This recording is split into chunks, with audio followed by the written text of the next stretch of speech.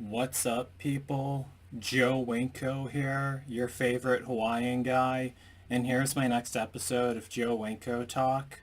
So, this is definitely going to be a personal episode of Joe Winko Talk, even though it's about a news story I've read about a crime that happened recently.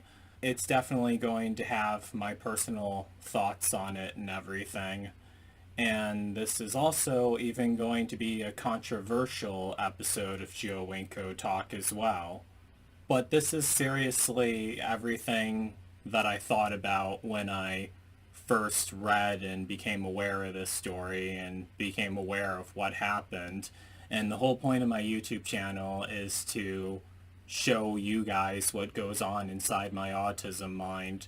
So that's why I'm making this video, one of the reasons why.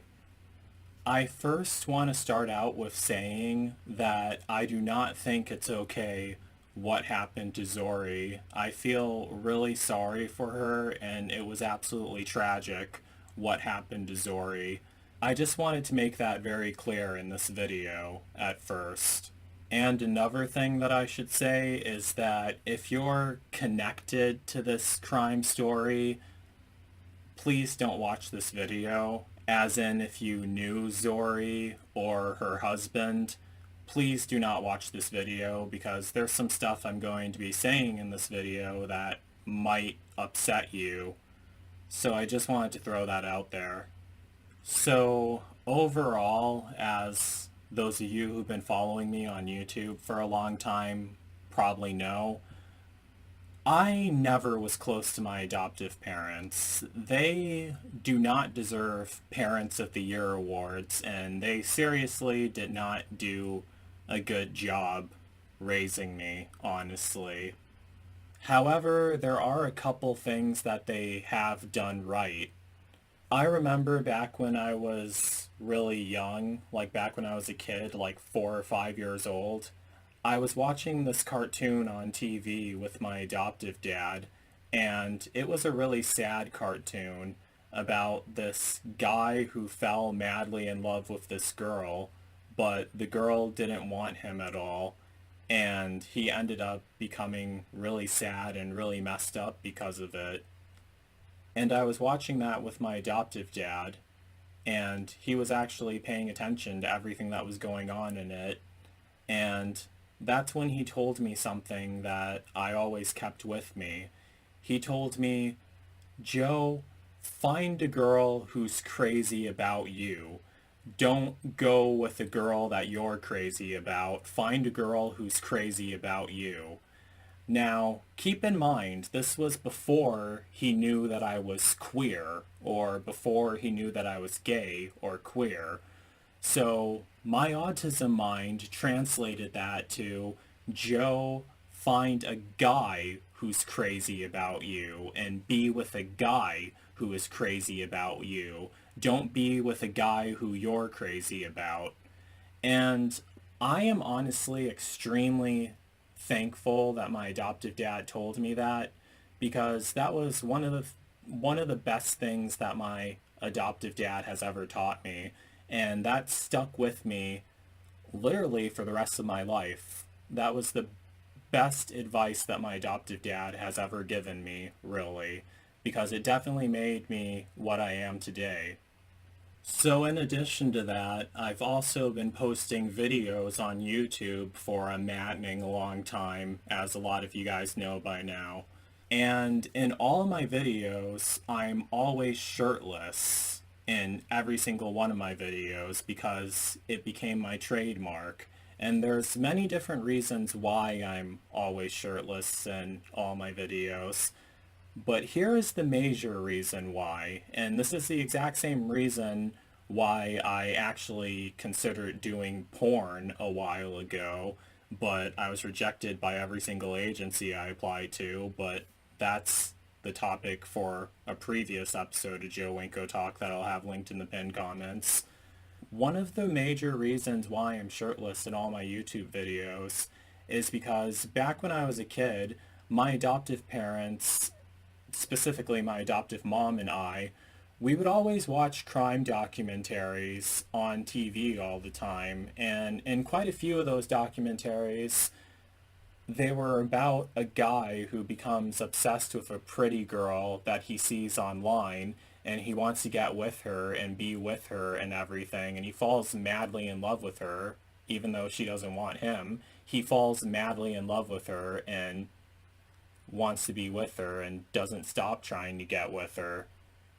And my autism mind caused me to think that if I post a whole bunch of shirtless videos of myself on YouTube, that eventually I will attract an obsessive lover, a man who's crazy about me, like my adoptive dad said before he found out that I was gay, but that's the way my mind translated it.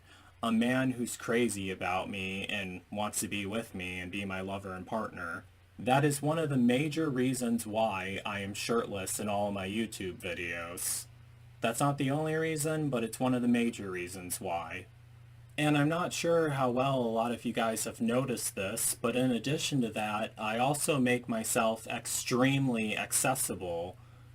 For example, these strangers were watching me on YouTube a couple years ago. They said that they loved my videos on YouTube, and they told me that they wanted to have me come visit them out in California, and I was really excited about that, and I said, sure, I'd love to. So they sent me a bus ticket out to California, and they had me come visit them, and we spent tons of time with each other. And that's not even the only time I've ever done something like that either.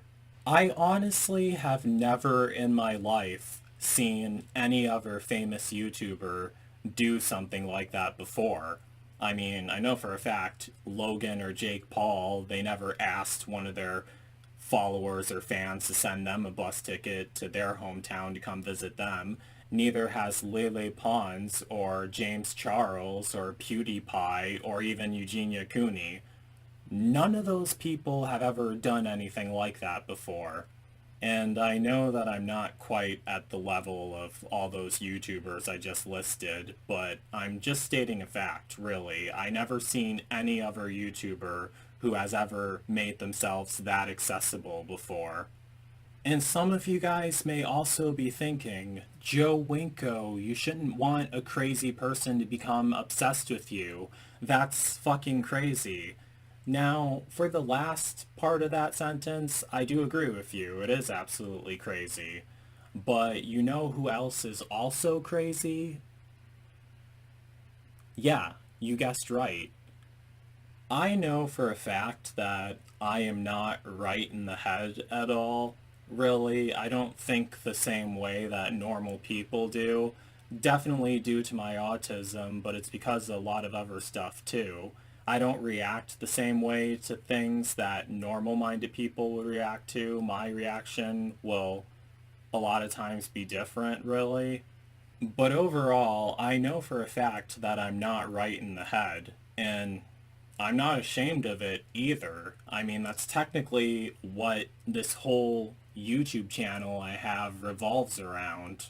A normal-minded guy may be freaked out and scared to have someone who's madly in love with them, who's stalking them and everything. Meanwhile, I clearly wouldn't, and would be receptive to all that contact and attention, really. Just as long as the person giving it is actually a man and is not like the crazy stalker bitch I talked about in my Psycho Stalker Bitch episode of Joe Winko Talk way back in 2022. I'll also have that linked in the pinned comments. So now some of you guys may be wondering, well, Joe Winko, how successful were you at finding an obsessive man to become your obsessive fan and your obsessive lover and who wants to be with you and who's crazy about you? How successful do you think I am? I mean, it's really not difficult to figure out, really. The truth is, guys actually drop me like a hot brick all the time. I'm actually on tons of different dating sites. It's extremely rare for a guy to discover me through my YouTube videos, and usually almost all the time it's because of one of the dating sites I'm on. That's how he becomes aware of me. And pretty often I'll get messages from guys on those dating sites. A lot of guys do reach out to me and want to talk to me. But 90% of the time, as soon as I tell them that I don't do anything sexual on the first meet, they take that very personally and then they ditch me and I never hear back from them again. And as I said earlier, they drop me like a fucking hot brick. But then there's the other 10% of the time where the guy actually likes me and wants to meet up with me, doesn't care that I don't do anything sexual on the first meet, and me and him get together and we hang out with each other. And it always seems like things are suddenly going very well, but the truth is, it only takes one slip up for the guy to pull a full 360 and stop talking to me. I've so far I've never been wrong about that. As in, I can take too long to reply to one of his text messages, despite me telling him that I'm notorious for taking a long time to reply to text, and he should call me instead, but for some reason, guys are always afraid to call me, and they never do, despite me giving out my phone number like candy. Or he goes through my YouTube channel and sees a video that he doesn't like and he decides to cut me off. Or I could just do everything right. We get along good. He thinks I'm interesting. He thinks the stuff I'm interested in is interesting. And then he discovers that he's starting to like me too much and he's starting to think about me too much and that he's wanting to spend too much time with me, even though that's the whole point, as I explained earlier. And then he'll text me or call me, usually text me, and tell me, Joe, I'm starting to like you too much. I'm starting to think about you too much. I need some time away from you. I need some time to break away from you, just so he can ditch me and write me out of his life for good. That happens more often than you think. But when any of those things happen, I literally might as well kiss that guy goodbye and write his name down for me to talk about him in the next volume of the Failures of My Love Life episodes of Joe Winko Talk. But that's the thing. Guys drop me like a fucking hot brick. And before you guys have the nerve to comment on this video and tell me, Joe, if you want a man to be fixated on you, you have to better yourself and have more to offer, let me stop you right there. I already hear that comment enough, and I seriously don't need to hear it again. I better myself the best I can. If I'm not good enough for you, then shut your damn mouth. I don't need to hear it. To be completely honest with all of you, really the thing that really gets me fixated on a guy is if I'm able to tell that he's extremely fixated on me and if he makes that extremely obvious. I never really talked about that much in any of my videos now that I think of it really. Every now and then I do tend to encounter a guy who does have some obsessive fan potential, really. Like he's watching all my videos, commenting on all my videos, and trying to get in contact with me, which really isn't that difficult because I always check my Twitter messages very often. I don't check my Instagram messages very often though, but I also have my email linked on my profile and I try to reply to every single comment left on my YouTube videos. I've really been doing that a lot lately. However, the messed up thing is, as soon as I find a guy who's like obsessed with my YouTube videos, who appears to be obsessed with my YouTube videos, and who's like fixated on meeting me and everything, and fixated on possibly being with me and everything, I always get this somewhat dreadful feeling because it always ends up dissipating very fast. That's what I've always noticed, really. And I honestly have never been wrong about that. Otherwise, I wouldn't be here saying all this in a video.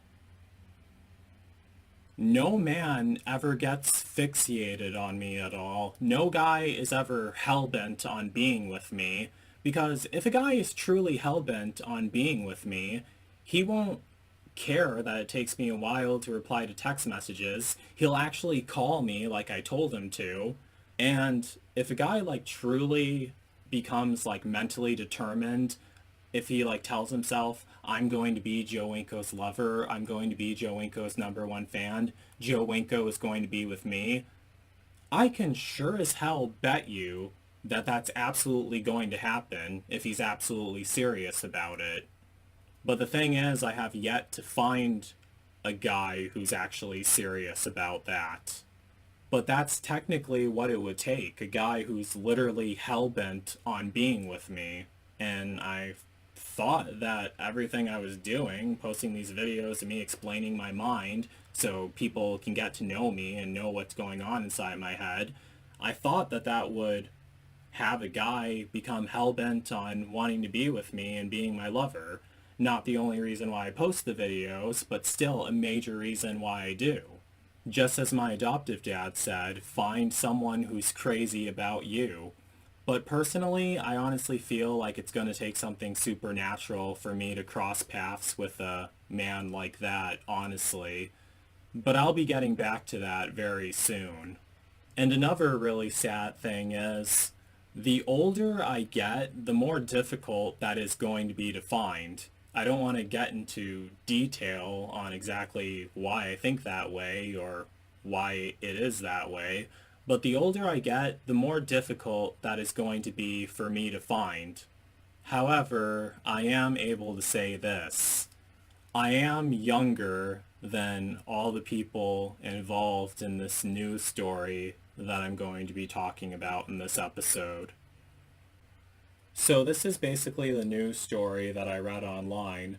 There is this 33-year-old woman named Zori Sadeki who lived with her husband, Milad, in Redmond, Washington, which is right outside of Seattle, Washington. And from what I've heard, that was like a very ritzy area, and they were pretty well-to-do based on what I've read about them. So Zori was doing this podcast on this voice chat room app called Clubhouse, an app that I downloaded right after I read and heard of this story. And I've been going on the app Clubhouse, and people on there are pretty crazy, but I haven't really made any friends on that app at all, really. But she was using the app to do her podcast on, and she was doing a podcast on how people from the Middle East can find a job in the USA, because she and her husband were from the country of Iran. Sometime around year 2021, this 35-year-old Middle Eastern man named Ramin Kodaka Ramazetti, gosh, that is the longest last name I've ever read in my whole entire life, but I'll have it typed out on the screen. Ramin started listening to Zori's podcast on the app Clubhouse, and they started communicating with each other online, and they became friends for a short while. I'm pretty sure you guys all see exactly where this is going. Ramin became obsessed with Zori, and he felt like he was madly in love with her, and he kept calling her over and over again, wanting to be with her, but she didn't want to talk to him, and she ended up getting a restraining order against him. Let me show you a picture of Ramin. Here's a picture of him right here. Alright, so that's him. That's like the only picture that I'm able to find of him. And now, I may be saying this in hindsight of like knowing what he did, but I think he actually looks pretty creepy in that picture, honestly. It's just something about that stare, that emotionless look on his face and that stare. However, the thing about me is I'm actually a horror movie director. I mean, with The Sims 2, but still counts as something. And I'm drawn to creepy guys like that. And guess who else is also a creepy guy? Yeah, myself. You guessed right, so I definitely wouldn't mind him being creepy also. And as much as I kind of hate to admit this, I actually think he's pretty attractive, really. Among Joe Winko standards, he definitely is. But the thing with me is I actually find all men attractive, which is even weirder because you think with me not giving a toss what a guy looks like, I would be able to find a lover and partner more easily, but apparently not, honestly. Now, before I go on, let me tell you guys some more facts about Ramin. He was actually a truck driver. He owned his own truck driving business, and he was from Houston, Texas, a place that I'm obsessed with, a place that I've been to before, and a place that I've been wanting to go back to for a long time. Even though I've been there quite a few times, I always love going to Houston, Texas. But can't get there by myself because I don't have a car, as you guys should all know. But I'm always looking for someone to take me there. Literally. And some people have, as you guys are seeing. Ramin became obsessed with Zori, and she didn't want anything to do with him. She told him to leave her alone, but he believed that he was madly in love with Zori, and he was fixated on her. So this is where my vivid imagination rolls in, just letting you all know. Let me ask you guys this. Just imagine this for a second.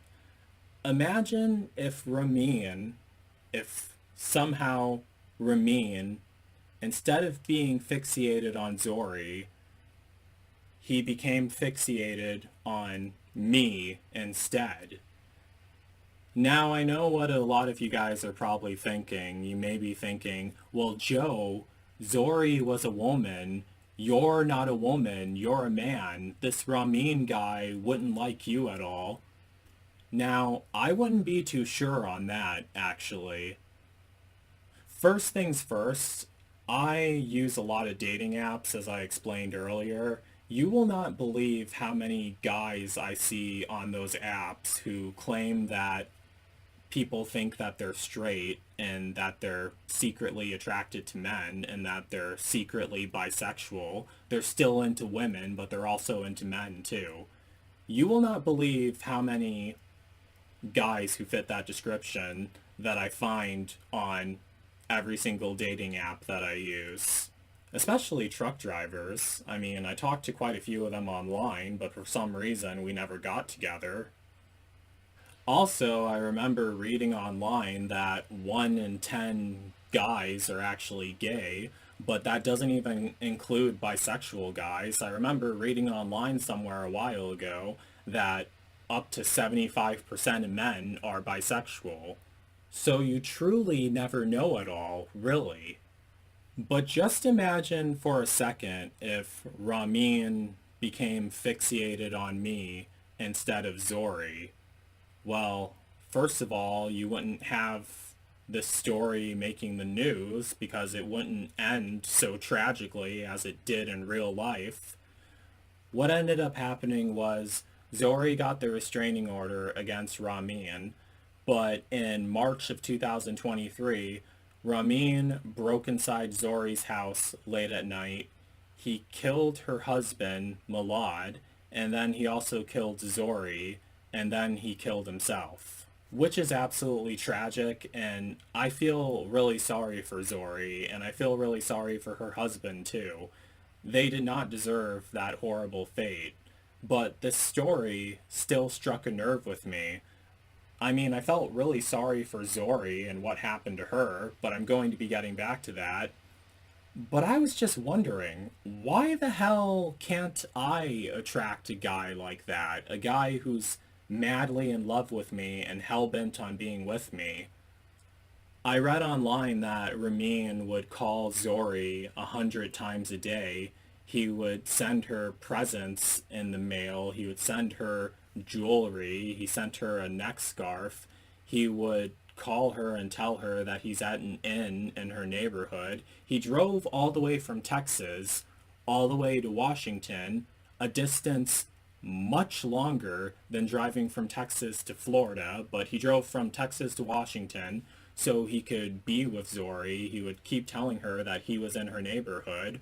When her husband went to Australia, had to fly out to Australia for some business trip, he showed up at her doorstep a couple minutes later, and she called the police and wanted him to go away. And there's nothing wrong with her not liking him. There's nothing wrong with her wanting him to go away. He really should have left her alone. He should have talked to me instead. And in addition to that also, Ramin did not have any friends in the USA because he moved here from the Middle East. And he did have a wife, but they divorced each other. However, Ramin would still confide in her about his life and about his romantic interest, which is absolutely unusual to, at least what I think, to confide in your ex-wife about stuff like that. But it was mainly because he didn't have any friends to confide in the USA, and that's why he was doing it. Pretty similar to me. Well, I would say pretty similar to me, but I have like tons of friends who I talk to online and tons of friends who I confide in online. In these stories, it's always some girl who basically is well-to-do, in lack of better terms, who has her head on straight in life and is making her way through life easily and everything. And then it's a crazy guy who becomes obsessed with her, a guy who has issues, but the girl is perfectly fine and everything. But it's always a crazy guy who gets obsessed with a normal woman who's doing fine. And I wondered to myself, are there any stories of gay guys who have stalkers? Like, I figured that there probably were, but I never saw them on the news or anything, but I was 100% certain that there were. So I went on to YouTube and Google search and tried looking up gay guys with stories of having a stalker, and I found quite a few videos, but in every single one of those videos, it's never just one man in the video. It's one man, there's another guy who looks crazy who's sitting right next to him, and the main guy in the video is talking and he says, "Oh, this guy was crazy about me. He was my stalker. I didn't want him at first, but he kept coming for me over and over again, and eventually I gave in and I fell in love with him." And that's exactly how they all are. All the videos I've seen of the gay guys who have a stalker, and I was just like, okay, I must not be the only guy who fantasizes about that. Must not be the only guy who's okay with that. So, whatever. But still, honestly, it honestly baffles me, really, how I can't find someone who's madly in love with me, despite how often I catapult myself out there, really, on 100 different dating sites, nearly 100 different dating sites, with thousands of videos of myself posted all over the internet. There was even one guy from my abusive partner episode of Joe Winko Talk. I'll have that linked in the pinned comments. This one man who I met on FetLife, who claimed to be interested in me, but obviously he wasn't, and will never be. Me and him were talking at first. We lost touch for a brief while, even though it's impossible to lose touch with me because you could just Google search my name and find me. But again, he wasn't hell-bent on being with me at all. You don't even have to Google search my name. You can find me by typing in shirtless guy and red pointy bandana. When we got back in touch with each other, he was actually going steady with this young white guy who was actually abusing him and who actually threw a glass at his head and gave him a black eye. He was really upset about it and he was really sad about it. And I even gave him the option, you should just forget about him and come be with me instead. Me and you can get together and me and you can meet each other. But he ended up ghosting me, and he was saying that he would think about it, but he chose to be with an abusive man who was physically harming him and physically hurting him, an abusive guy, a blonde hair, blue-eyed abusive guy who was harming him and abusing him. Guess he thought he was more attractive than I was, obviously. And guess what ended up happening to that man? That man ended up getting killed by this handsome, blonde hair and blue-eyed, abusive boyfriend. I actually read about that quite a while ago, a couple months ago, and like, what happened there, it really strikes you when when anyone chooses to be with an abusive partner instead of you. Because usually in abusive relationships, the person doesn't leave because they have learned helplessness and they feel like no one else is going to love them at all except for the person who's abusing them. But he had me, he had a way out, but instead of choosing to be with me, as simple as it would have been, choosing to be with me, he went right back to his abuser and led himself to his own death. And that's so messed up. So you'd rather get killed by a handsome blonde guy than be with me? That's almost worthy of its own episode of Joe Winko Talk, but I just had to mention it here, really. But as I said earlier, I do feel very sorry for what happened to Zori. This story really struck a nerve with me. I mean, not only because I can't find a man online to become madly in love with me, but I just felt sorry for what Zori was going through, really.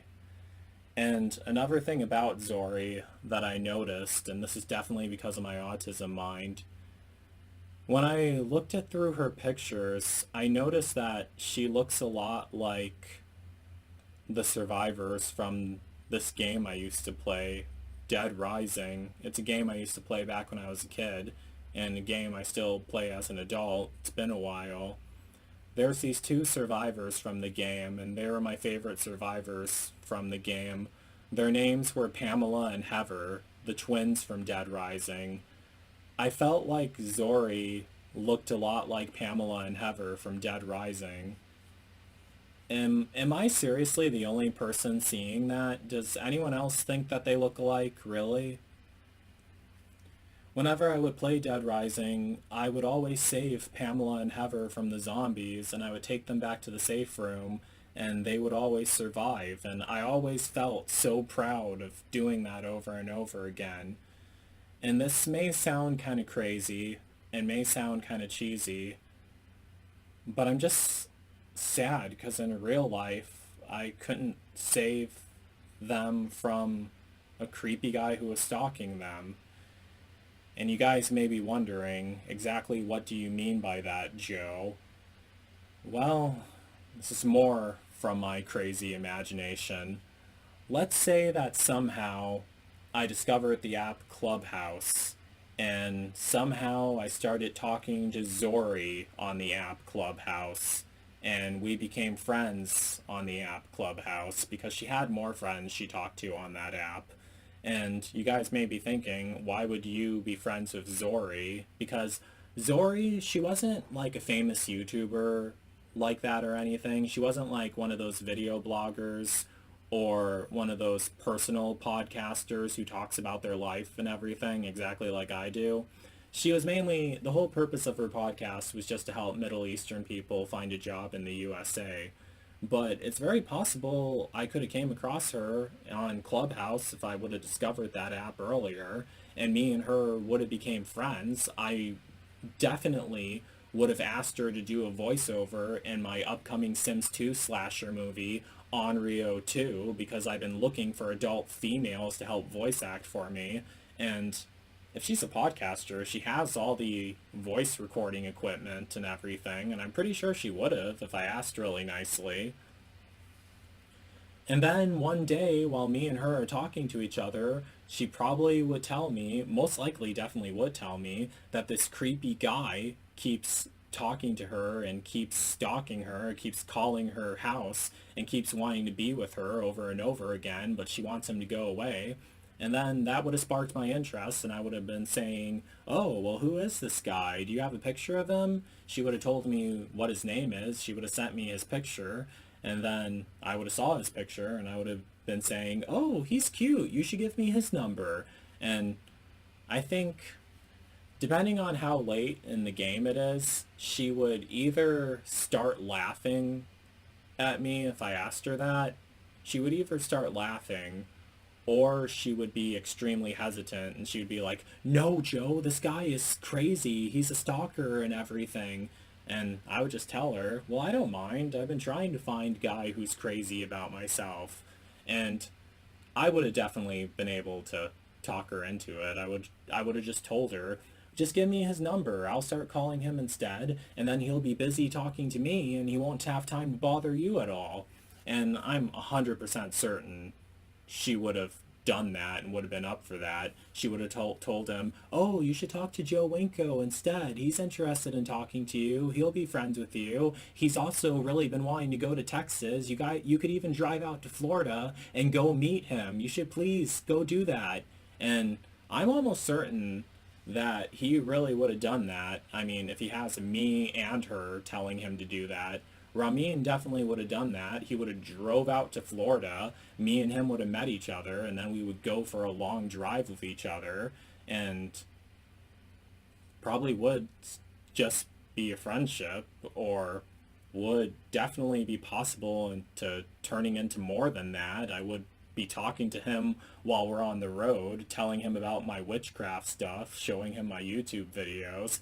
And usually when this guy was 35 years old, someone that age, no, this is just what I think because of my autism mind, someone that age, they're not old enough to get extremely freaked out that you're practicing witchcraft or stuff like that. They're not really old enough to think like that, but they're also not young enough to take it extremely seriously.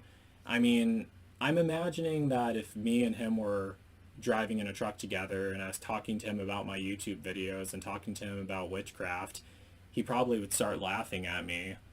And then what I would do is I would tell him, well, how about I cast a spell on you? And I would tell him, don't worry, it's not going to be a bad spell. And he probably would say, oh, what kind of spell, Joe Winko? And I said, I could try casting a love spell on you. And I would say it in a joking tone. And then I would pay attention to his reaction. If he's laughing, then I would say, you should have me cast it on you. And then I would try casting it on him. And you guys know how I do the love spells. I mean, I wouldn't really do that right in front of him, but if he was up for that, then I would. But if he doesn't start laughing, and if he just like has a really serious look on his face, like, what the hell? Then I would quickly say, oh, I'm sorry, I was just joking. I'm really, really sorry. I hope I didn't offend you. Because usually when a guy gets mad at you making moves on him, well, I hardly ever make moves on straight men, really. But usually, especially when it's an older guy and a younger guy is complimenting them like that, because wanting to cast a love spell on a guy, that definitely means that you like them. I'm assuming a person like him would be smart enough to see that. Usually they're flattered by it, and I would just tell him, oh, I'm sorry if I freaked you out. I just like you, that's all. No, just saying, no offense. And that's exactly what I would tell him. And I would see if he's receptive to that or not. And I have a feeling that he most likely would have been. I mean, he's a lonely guy, was a lonely guy living in the USA from the Middle East who didn't have any friends, still talking to his ex-wife all the time. So, for all I know, he probably would have been, really. And then just imagine that. Me and him would be driving all over the country, and me and him would be together instead. I know that sounds absolutely crazy for me to imagine myself going off with a crazy guy who actually in real life murdered two people and killed himself. But it's what's been going on in my autism mind. It's what I've been imagining. I haven't even talked about the stuff I thought about of Elliot Rodger, but let's not go there. But overall, I would have been able to save Zori if it was done that way. It would be like, now this is a really inappropriate analogy for me to use. It would literally be like killing two birds with one stone. And I know that's an extremely inappropriate analogy, but that's technically what it would be. Like a win-win for me and Zori. Zori doesn't have her stalker anymore. She's finally at peace. She knows that he's busy with something else.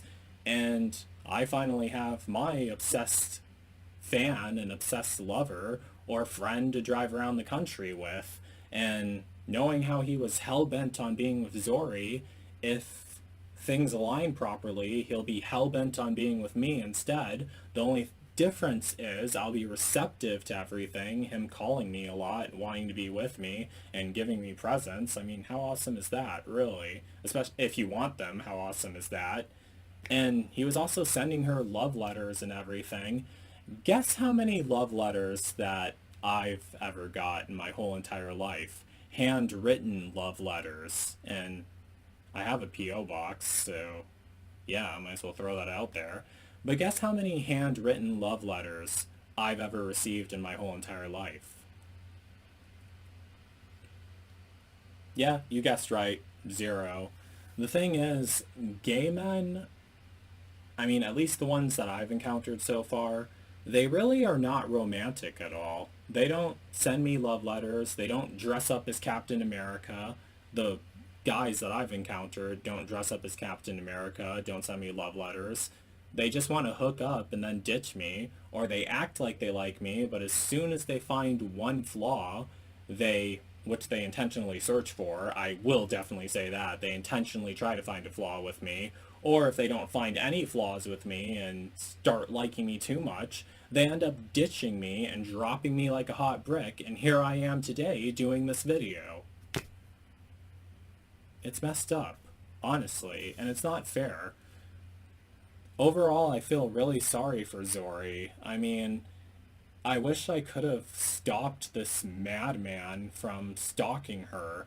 And she really does look like Pamela and Heather from Dead Rising. And in the game Dead Rising, I was able to save Pamela and Heather from the zombies. But the Pamela and Heather in real life, I couldn't save her from the mad guy, the crazy guy. And it's really sad. You know, like, if I would have been able to do that, it would have been just like the time when I was on the Greyhound bus a long time ago. This was actually when I was returning home from California after visiting the strangers who were watching me on YouTube. There was this young woman, like, she must have been in like her 20s or something. There was this crazy old guy who was sitting right by her, and I was sitting next to them, and in like the road to the left. They were in the two seats on the right. I was in the two seats on the left near the aisle. He kept talking to her over and over again, and I could tell that this guy had a few screws loose. Because the bus stopped at McDonald's and we all got some food, and he got some chicken nuggets, and he kept asking her over and over again if she wanted to have some of his chicken nuggets, and he kept was flirting with her and being weird and everything. And I noticed that, and I could definitely tell that she was uncomfortable because this guy kept talking to her, and I actually turned my head. He didn't see me right away, but I turned my head and I looked at her, and she looked right back at me, and I just like let her know. I didn't literally do this, but I gave her eye contact and I let her know that I was aware of what was going on, and that I was seeing this guy talk to her over and over again, and I was aware of what was going on. So the way most men would have handled this situation, they would have been like all tough guy and everything, and they would have said, hey, leave that girl alone. But that's not the way I handled the situation. Instead, what I did was I was like, I'll have some of your chicken nuggets, because I was feeling hungry, I will say that. And he actually did give me some of his chicken nuggets. That's a weird innuendo. I can't take it up the ass, in case you guys are wondering. But But he actually did give me some of his chicken nuggets, and then I was talking to him about all the stuff I did in California, and I was like, oh, these strangers who are watching me on YouTube sent me a bus ticket out to California, and here's what I did, and this is what I did. I had my phone on me, and I was like, these are the videos I recorded, and he was like, oh, you look absolutely crazy in all those videos. That's what you wear in all your videos? And I was like, yeah, that's what I wear in all of them. And then he's like, oh, gosh, you are so weird. I started talking to him some more, and I was basically distracting him from talking to this girl that he kept bugging over and over again. And then I told him about the song that makes me think of Los Angeles, California, I'm So Fancy by Iggy Azalea. And I pulled up the music video for that, and I was showing it to him on my phone. And he's like, oh, that girl is really pretty. And I said, oh yeah, the song is really awesome too. It reminds me of California. That was playing through my head the whole entire time when the strangers were driving me through the back roads of California. And that's exactly what I did. I started talking to him, and he stopped talking to her. And that's exactly what could have happened in this scenario. And then the bus pulled over at the bus station because we all had to go to a transfer. And the same girl walked over to me, and she asked me if I was sick because I had my face mask on, and this was actually before the coronavirus pandemic. She asked me if I was sick, and I told her, oh no, I'm just wearing this so I don't get sick. And then she told me, can you sit by me on the bus? That creepy guy keeps talking to me over and over again. And I was like, oh yeah, sure, I will. And she also told me, that was really good how you handled that too. I was worried that you guys were going to get into a fight or something, but you really made him leave me alone. That was nice of you. And I told her, oh, you're welcome, because she was saying thank you and everything. And I told her, oh, you're welcome. And then when we got on our next bus to transfer, he didn't even get on the next bus. I think he had to transfer somewhere else. So, yeah, I was able to solve that whole situation, and it was all fine. But that's exactly how I could have solved it in this story. If I was able to write myself into this story and change things, Zori would never have been murdered, and I would have been able to distract Ramin to keep him away from her, and she would have been fine. And I hopefully would have ended up getting my obsessive lover that I always fantasized about and always wanted after posting thousands of shirtless videos on YouTube. But that's not what happened in real life, and I honestly think that that's really sad and that's really unfair, really. And I feel really sorry for what happened to Zori. And I feel sorry for what happened to her husband. Her husband actually reminds me of Harry Potter. I forgot to mention that earlier, but that's another video game that I played a lot. But it's not fair that this crazy guy killed Zori, and it's not fair that he became obsessed with someone who didn't even want to be obsessed with him, who didn't want them obsessed with him. And I feel really sorry for Zori for what she went through, because that must have been absolutely terrifying, really. And it's really sad. I actually been wanting to go to Washington State, and I wanted to film a video of me leaving a pink flower on her grave in memory of her, just like I've done for a lot of other people in the past. And I wanted to tell her that I felt sorry for her and that she did not deserve this horrible fate. And she did not deserve to have everything taken from her by some crazy guy. Anyhow, getting back to what I was saying earlier, I was saying that that's what it's going to take, a man who's absolutely hell-bent on being with me, who won't care what I talk about in my YouTube videos, who will actually like what I talk about in my YouTube videos, and who will actually call me instead of text me all the time, and who will want to talk to me very often.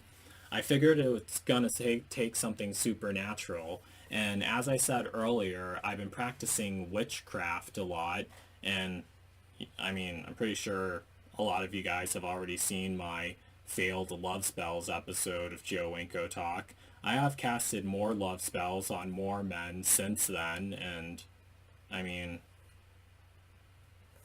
do you see how well they worked so far?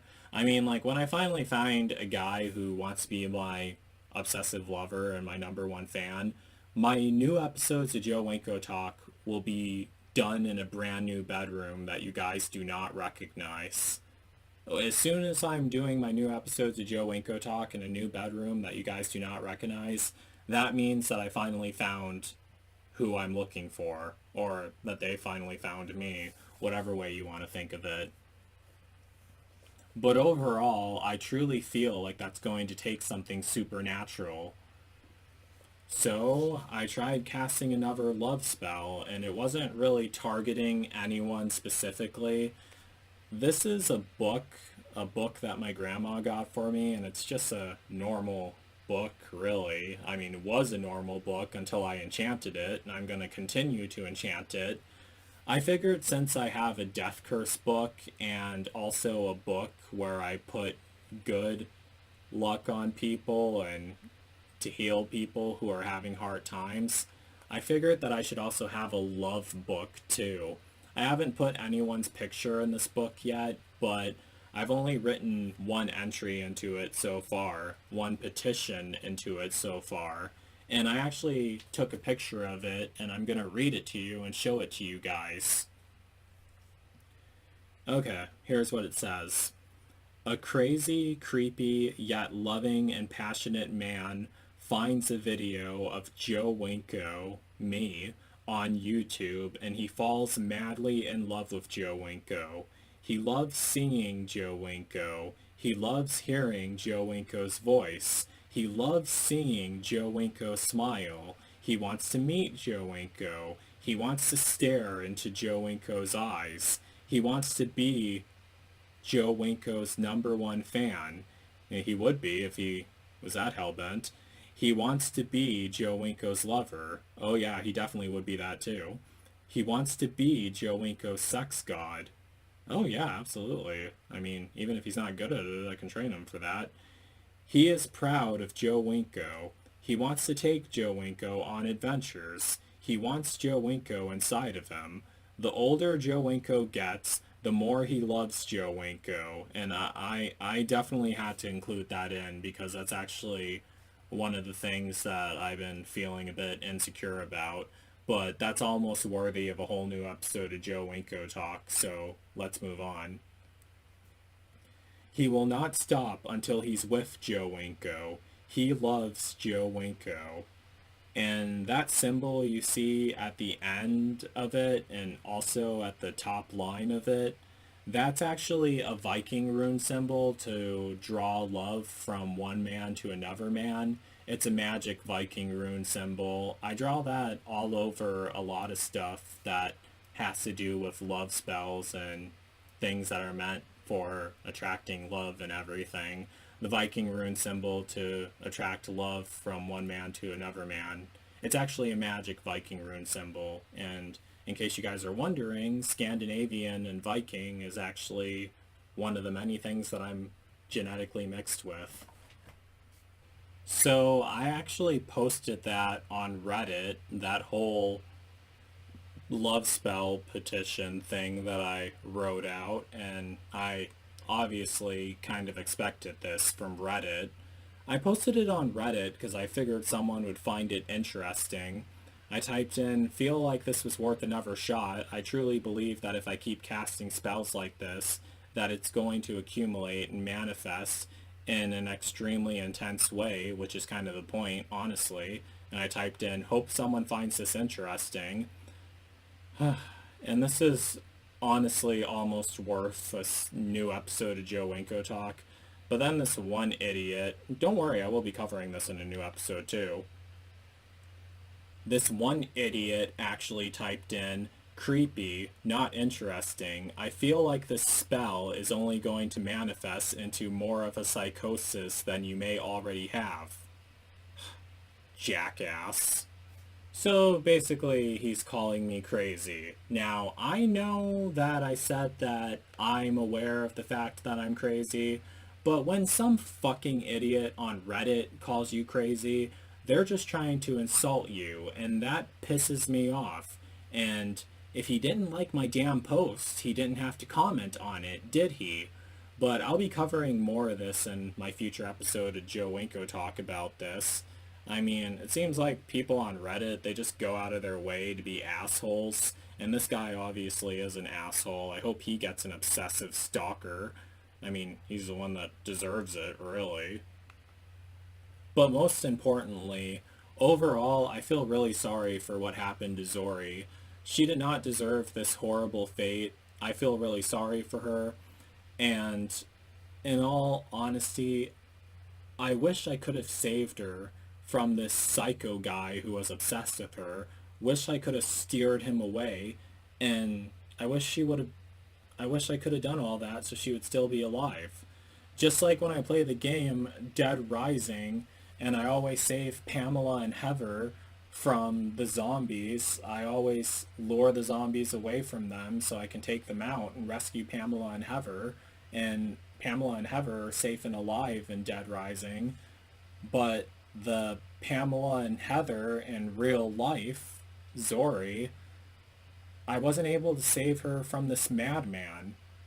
And I didn't even it's just weird because I'm literally talking about these people like I actually knew them. I don't know anyone in Washington. I never talked to Zori at all. I mean, I wish I would have. I mean, if I had, this wouldn't have never happened. I didn't know Ramin either or any of these people, but it's really sad.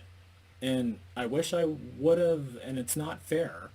And that also bothers me on top of this, on top of everything else. And I feel really sorry for her. And now I've been wanting to visit Washington State, and I want to find out where Zori is buried. And I want to do a video of me leaving a pink or purple or blue flower by her grave in memory of her.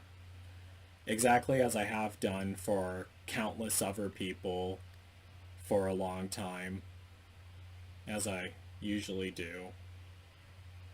Because I would want someone to do the same for me. So that's basically it for this episode of Joe Winko Talk. I know that quite a bit of stuff I said was a bit controversial, but I'm just being honest with you guys what goes on inside my mind, really. So don't forget to like, don't forget to comment, don't forget to subscribe, don't forget to like me on Facebook, and follow me on Twitter, Instagram, and Tumblr. So that's it. Peace out, people.